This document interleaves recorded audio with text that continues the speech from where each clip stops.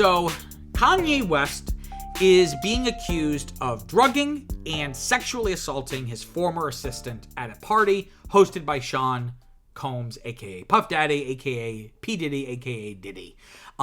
Notably, this lawsuit is not actually accusing Combs of anything specific in this specific instance, but it is of note that this is Diddy adjacent.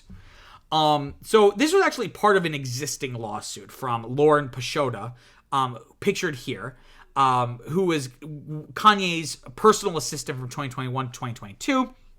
And I remember reading about this. This was back over the summer. She's accusing West of non-consensually sending her sexual texts and videos. And I have a example text here that's very explicit. So if you have any children watching, you might want to have them leave the room. But I got to read this because it's hilarious. So here we go. Quote, "See, my problem is I be wanting to fuck, but then after I fuck, I want a girl to tell me how hard they've been fucked while I'm fucking them. Then I want her to cheat on me." And then another example is he allegedly wrote her, quote, "Is my dick racist? I'm going to stare at pictures of white women with black asses and beat the shit out of my racist dick," end quote. What? This is just like absurd things that you would say to another human being. So Pashota filed the lawsuit back in June of this year. I remember reading about when it happened. Suing him for sexual harassment, breach of contract, and wrongful termination. She's also is suing him and his companies for fraud, unpaid wages, and intentional infliction of emotional distress. And per The Independent, here are some of the more specific accusations here. Badgering her for sex, forcing himself on top of her while he was naked in a hotel room, locking her in a private jet's bathroom while he masturbated, offering her as a sexual gift for one of his associates, gift quote unquote. So, like sex trafficking perhaps. And also he forced her to cancel her OnlyFans page so that she would be completely dependent on her salary with him. As you can see from the picture here, it tracks that she was an OnlyFans model. She's obviously very, very beautiful. And that's probably,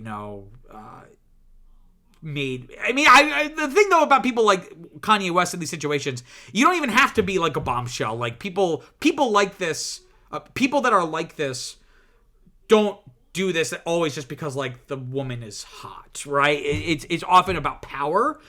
So that's irrelevant. But I did have fun looking through the photos to pick which photo am I going to use for the story. So that was the original lawsuit. It had nothing to do with assault. The lawsuit is now being amended. And so here's the details of the assault. So this actually happened years ago, before she worked for him as his assistant. They met at a Santa Monica music studio where they were partying with Diddy. And allegedly Kanye told guests, they brought a bunch of drinks, and West said, you either had to drink or leave. And according to the filing, Pashota drank the drink as she was instructed, and quote, "After a few small sips of the beverage, poured in the direction of Kanye West, aka Ye, by a studio assistant, and then served to her by Kanye West, plaintiff suddenly started to feel disoriented," end quote. And basically she doesn't remember anything that happened after that, and then she remembers waking up the next day. And then after he fired her as his assistant years later, he reportedly confessed that they had hooked up that night. So West was complaining that Kim Kardashian, his wife, thought that he and Pashota had hooked up, and Pashota wanted to clear things up with Kim because she was like, we've never hooked up. And West then admitted that, quote, "We did kind of hook up a little one time," end quote, referring to the Santa Monica party. He's also accused of sexually assault in an unrelated allegation. He's also accused of sexually assaulting Nikki Heaton, who's a singer-songwriter, who I think has also worked with Pashota, and she claims she saw West sexually assaulting Pashota. So there's at least another witness here. So this is just another in the string of Kanye West controversies and scandals, right? He's been at the center of many controversies before. Initially, he was impulsive, but it was almost kind of endearing, right? So, of course, the Hurricane Katrina remarks when he was on TV during like a fundraising telethon with Mike Myers, and Mike Myers finished saying what he was saying, and then Kanye West went off script saying George Bush doesn't care about black people. which obviously was very controversial. Of course, the famous VMAs moment where Taylor Swift won for Best Music Video, and he rushed the stage, took the mic, and was like, Beyonce had the best music video of all time, whatever. So those were impulsive and clearly showed that there was some mental illness perhaps present. I think he's since, come out as being bipolar, and that impulsivity that lines up. But then things started to get more problematic, right? So recent years, he's really become, famously has become almost racist to black people and anti-Semitic, going on what's the show? Not Daily Wire, with Alex Jones, InfoWars, wearing like White Lives Matter t-shirts, kind of delving into really weird conspiracy theories and racist rabbit holes. But then also more recently sexual harassment, right? So Rolling Stone reported even back in November of 2022, that West allegedly would show pornography and also inappropriate photos of his then wife Kim Kardashian to former employees of Yeezy, which I think is one of his companies or brands, right? So he has always been a controversial figure.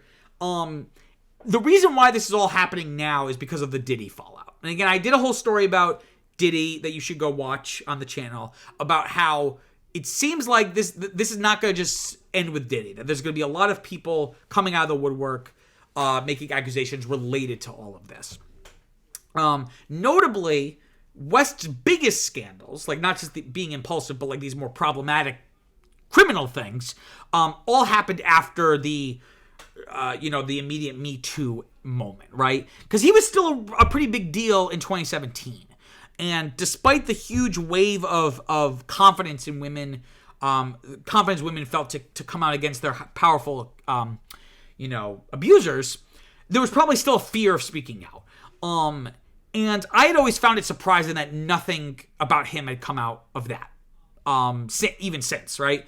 And like I had said about the Diddy thing, this could be the first of many high-profile figures named in lawsuits related to Diddy's very infamous parties. I don't think this counted as a freak-off, which I guess were his like big days-long orgies.